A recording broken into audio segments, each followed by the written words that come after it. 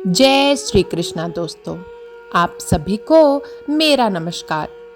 कल आप सबने कार्तिक मास महात्म्य कथा अध्याय 27 सुना।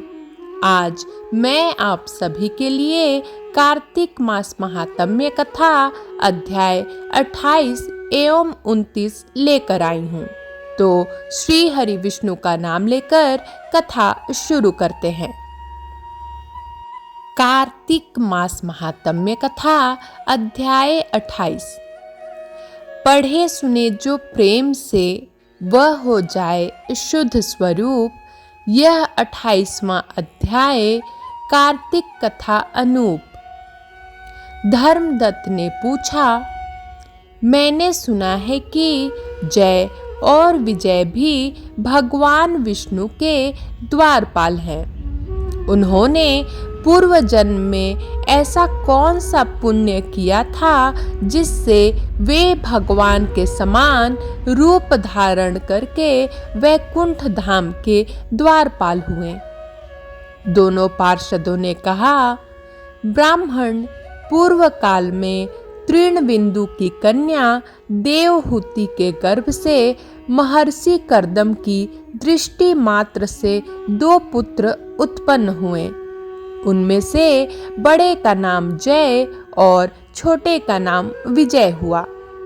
पीछे उसी देवहूति के गर्भ से योग धर्म के जानने वाले भगवान कपिल उत्पन्न हुए। जय और विजय सदा भगवान की भक्ति में तत्पर रहते थे। वे नित्य अष्टाक्षर मंत्र का जाप और वैष्णव व्रतों का पालन करते थे। एक समय राजा मरुत ने उन दोनों को अपने यज्ञ में बुलाया।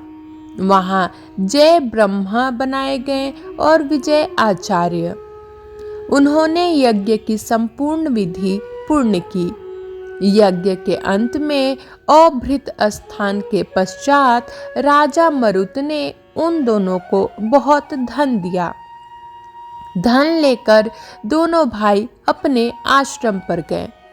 वहां उस धन का विभाग करते समय दोनों में परस्पर लाग डांट पैदा हो गई। जय ने कहा, इस धन को बराबर बराबर बांट लिया जाए। विजय का कहना था, नहीं, जिसको जो मिला है वह उसी के पास रहे। तब जय ने क्रोध में आकर लोभी विजय को शाप दिया, तुम ग्रहण करके देते नहीं हो, इसलिए ग्राह अर्थात मगरमच्छ हो जाओ। जय के शाप को सुनकर विजय ने भी शाप दिया, तुमने मद से भ्रांत होकर शाप दिया है, इसलिए तुम मातंग अर्थात हाथी की योनि में जाओ। तत्पश्चात उन्होंने भगवान से शाप निवृत्ति के लिए प्रार्थना की। श्री भगवान ने कहा, तुम मेरे भक्त हो, तुम्हारा वचन कभी असत्य नहीं होगा। तुम दोनों अपने ही दिए हुए इन शापों को भोग कर फिर से मेरे धाम को प्राप्त होगे। ऐसा कहकर भगवान विष्णु अंतर्धान हो गए। तदंतर वे दोनों गंड नदी के तट पर ग्राह और गज हो गए। उस योनि में भी उन्हें पूर्व जन्म का स्मरण बना रहा और वे भगवान विष्णु के व्रत में तत्पर रहे। किसी समय वह गजराज कार्तिक मास में स्नान के लिए गंड नदी गया तो उस समय ग्राह ने शाप के हेतु को स्मरण करते हुए उस गज को पकड़ लिया। ग्राह से पकड़े जाने पर गजराज ने भगवान रमानाथ का स्मरण किया। तभी भगवान विष्णु शंख चक्र और गदा धारण किए वहां प्रकट हो गए। उन्होंने चक्र चलाकर ग्राह और गजराज का उद्धार किया और उन्हें अपने ही जैसा रूप देकर वैकुंठ धाम को ले गए। तब से वह स्थान हरि क्षेत्र के नाम से प्रसिद्ध है। वे ही दोनों विश्वविख्यात जय और विजय हैं जो भगवान विष्णु के द्वारपाल हुए हैं। धर्मदत्त, तुम भी ईर्ष्या और द्वेष का त्याग करके सदैव भगवान विष्णु के व्रत में स्थिर रहो। समदर्शी बनो। कार्तिक, माघ और वैशाख के महीनों में सदैव प्रातःकाल स्नान करो। एकादशी व्रत के पालन में स्थिर रहो। तुलसी के बगीचे की रक्षा करते रहो। ऐसा करने से तुम भी शरीर का अंत होने पर भगवान विष्णु के परम पद को प्राप्त होगे। भगवान विष्णु को संतुष्ट करने वाले तुम्हारे इस व्रत से बढ़कर न यज्ञ है, न दान है और न तीर्थ ही है। विप्रवर, तुम धन्य हो जिसके व्रत के आधे भाग का फल पाकर यह स्त्री हमारे द्वारा वैकुंठ धाम में ले जाई जा रही है। नारद जी बोले, हे राजन, धर्मदत्त को इस प्रकार उपदेश देकर वे दोनों विमानचारी पार्षद उस कलहा के साथ वैकुंठ धाम को चले गए। धर्मदत्त जीवन भर भगवान के व्रत में स्थिर रहे और देहावसान के बाद उन्होंने अपनी दोनों स्त्रियों के साथ वैकुंठ धाम प्राप्त कर लिया। इस प्राचीन इतिहास को जो सुनता है और सुनाता है वह जगत गुरु भगवान की कृपा से उनका सानिध्य प्राप्त करने वाली उत्तम गति को प्राप्त करता है। कार्तिक मास महात्म्य कथा, अध्याय 29। प्रभु कृपा से लिख रहा सुंदर शब्द सजाए कार्तिक मास महात्म का 29वां अध्याय। राजा पृथु ने कहा, हे मुनि श्रेष्ठ, आपने कलहा द्वारा मुक्ति पाए जाने का वृत्तांत मुझे कहा, जिसे मैंने ध्यान पूर्वक सुना। हे नारद जी, यह काम उन दो नदियों के प्रभाव से हुआ था। कृपया यह मुझे बताने की कृपा कीजिए। नारद जी बोले, हे राजन, कृष्णा नदी साक्षात भगवान श्री कृष्ण महाराज का शरीर और वेणी नामक नदी भगवान शंकर का शरीर है। इन दोनों नदियों के संगम का महात्म्य श्री ब्रह्मा जी भी वर्णन करने में समर्थ नहीं है। फिर भी चूंकि आपने पूछा है, इसलिए आपको इनकी उत्पत्ति का वृत्तांत सुनाता हूँ। ध्यान पूर्वक सुनो। चाक्षुष मनमंतर के आरंभ में ब्रह्मा जी ने सह्य पर्वत के शिखर पर यज्ञ करने का निश्चय किया। वह भगवान विष्णु, भगवान शंकर तथा समस्त देवताओं सहित यज्ञ की सामग्री लेकर उस पर्वत के शिखर पर गए।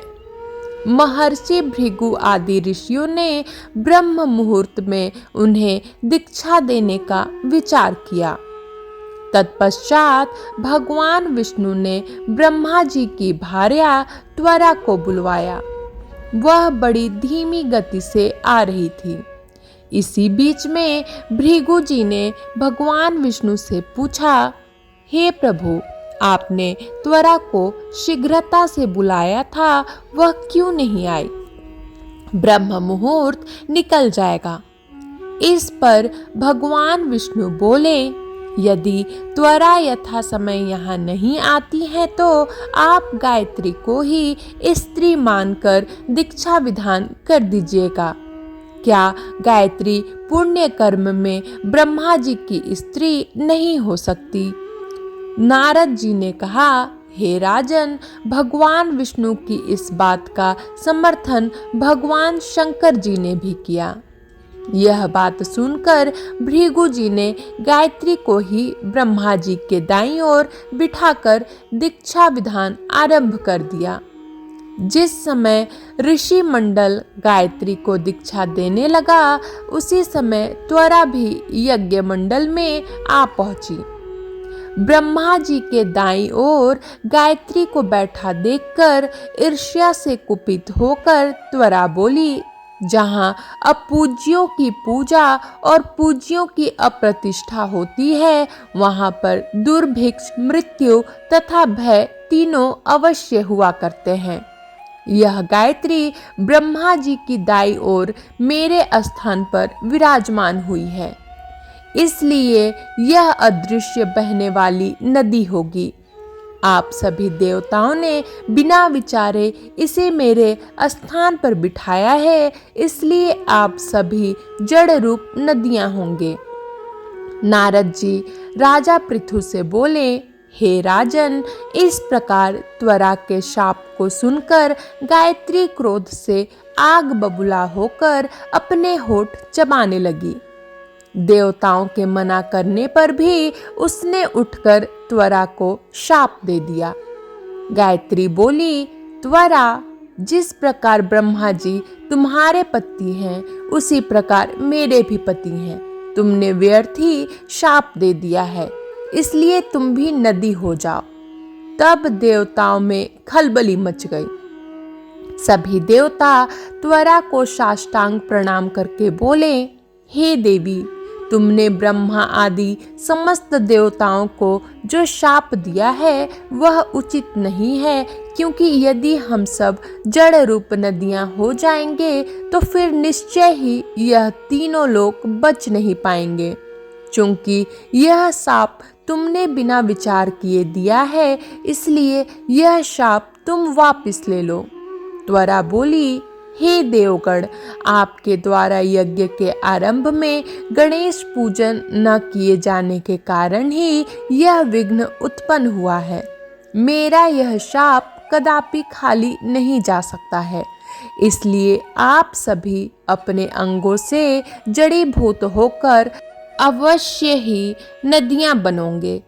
हम दोनों सौतने भी अपने अपने वंशों पश्चिम में बहने वाली नदियां बनेंगी। नारद जी राजा पृथु से बोले, हे राजन, त्वरा के यह वचन सुनकर भगवान विष्णु, शंकर आदि सभी देवता अपने अपने अंशों से नदियां बन गए। भगवान विष्णु के अंश से कृष्णा, भगवान शंकर के अंश से वेणी तथा ब्रह्मा जी के अंश से ककुदमवती नामक नदियां उत्पन्न हो गई। समस्त देवताओं ने अपने अंशों को जड़ बनाकर वहीं सह्य पर्वत पर फेंक दिया। फिर उन लोगों के अंश पृथक पृथक नदियों के रूप में बहने लगे। देवताओं के अंशों से सहस्त्रों की संख्या में पश्चिम की ओर बहने वाली नदियां उत्पन्न हो गई। गायत्री और त्वरा दोनों पश्चिम की ओर बहने वाली नदियां होकर एक साथ बहने लगी। उन दोनों का नाम सावित्री पड़ा। ब्रह्मा जी ने यज्ञ स्थान पर भगवान विष्णु तथा भगवान शंकर की स्थापना की। दोनों देवता महाबल तथा अतिबल के नाम से प्रसिद्ध हुए। हे राजन, कृष्णा और वेणी नदी की उत्पत्ति का यह वर्णन जो भी मनुष्य सुनेगा या सुनाएगा, उसे नदियों के दर्शन और स्नान का फल प्राप्त होगा। कार्तिक मास महात्म्य कथा 28 एवं 29 समाप्त हुआ। कल मैं आप सभी के लिए कार्तिक मास महात्म्य कथा अध्याय 30 लेकर आऊंगी।